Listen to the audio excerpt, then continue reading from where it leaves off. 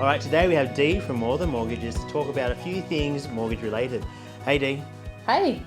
So now, with interest rates going up pretty much month by month, is now a good time to buy a property?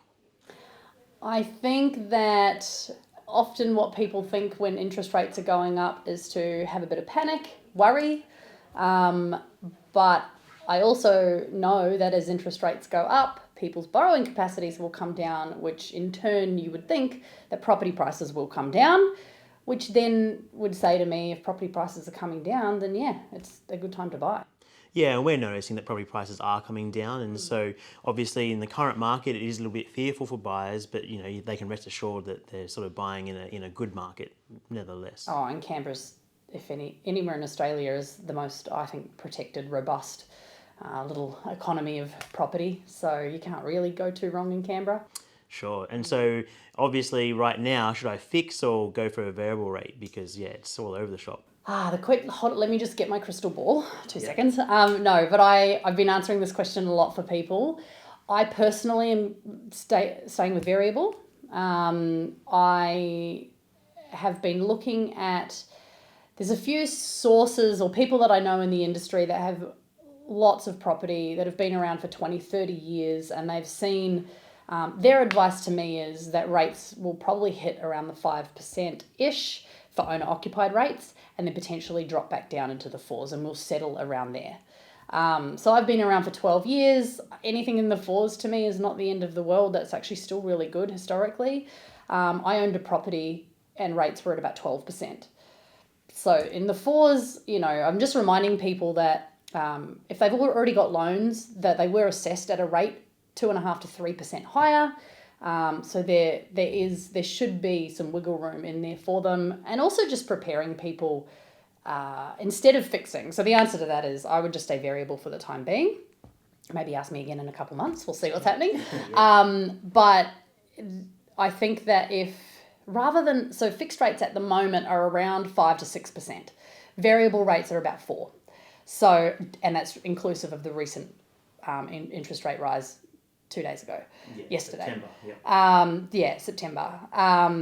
I think, and this is what I've been telling people, instead of actually paying 5.5% as an interest rate, I'll work out what that repayment would be and start making that repayment from now. And that'll do 3 things. You'll build up redraw in your loan. So that's like a forced savings, basically. So if anything, if rates did go a bit higher, or if you need that money for anything, you can actually redraw it back out if you wanted to. You'll be paying off the loan faster. The more that you can pay off in additional repayments at the beginning of a loan can literally knock years off the loan at the end. So that's really cool. And also, as rates do creep up, you're not going to notice because your repayment's been higher anyway. So that's what I'm telling people to do instead of fixing. I do think though, if someone's super risk averse and it's going to keep them up all night, stressing out that rates are going to go up, if you're that type of a person, it may still be okay to fix. I've always said, fix because you want peace of mind, not because you're trying to get the cheapest rate. It's always been my motto. It just so happened the last couple of years that fixed rates have been super cheap. So yeah, that's what I think. And so I've also found now that obviously with such significant price growth in Canberra property prices over the last sort of 3 or 4 years, that people now have a lot of equity in their property. And so, did we come and see you to refinance, to pull that equity out to buy an investment property, and is now a good time? So if you want to pull equity out of a property, and not all people know what that means, it simply means get another loan, secure it to, say, your home, and you're using the equity in your home to secure that loan. Then you take that loan and you use that as deposits and costs like stamp duty to buy the investment property. So that is what releasing equity is. Great time to do it now, because there are some lenders, not all banks will give you the money without any questions asked. They typically want a reason. Why are we taking this equity out? If you tell them it's for an investment property, they want to make sure that you can service all those loan repayments, and they'll want to know the ins and outs of what you're doing with the money. There are a couple banks though that, as long as you can evidence your serviceability and you've got enough equity in the property, they'll pretty much give it to you without too many headaches. You can set it up as an interest-only loan, so it kind of works like a credit card. So if you're unsure if you really want to use that equity right now, assuming property prices will come down a little bit, it's a good time to kind of get in now to get that equity. You can set it up as an interest-only loan and it works like a credit card, which means you literally don't have to make a single repayment on it at all until such time that you use the money. And so then if you see the right investment property, you've got everything ready to go, you can make an offer in exchange. You've got money to pay a deposit. Probably you'll still want to get a pre-approval for the actual investment property. But at least then you've got that money there. And that'll sit there for up to 5 years. Right, so that line of credit's not bad to have as a lifeline anyway. Yeah, and that's, I think too, if families are planning on, we're going to have a kid and wife's going to go on mat leave and we're going to take a year or two off work and you just would like a bit more of a buffer of cash, or you're going to need some money to supplement your lifestyle, or we've had people release equity for private school fees, buy a caravan, wedding, whatever, you can have that money sitting there, don't make a repayment on it until you actually want to use the money. Yeah, great. Yeah. And so if I wanted to get that started, what's the next step? Book in to see me, and I can work it out from there. Yeah, to take care of the whole thing. Basically, yeah. We get the property valued, which we first of all determine serviceability. So do you have enough income to service the loan repayments? The issue with rates going up is that people's serviceability, aka their borrowing capacity, is coming down. So that's the first thing we do, is just double check to see what your borrowing capacity is like. If that's good, we then order a valuation and make sure that there's enough equity in the property to do what you want to do. And it's important to note that you can't borrow up to 100% equity. So if you've got $1 million property with 800,000 owing on it already, you're probably maxed out. You usually need to leave about 20% equity in the property, or you're paying mortgage insurance.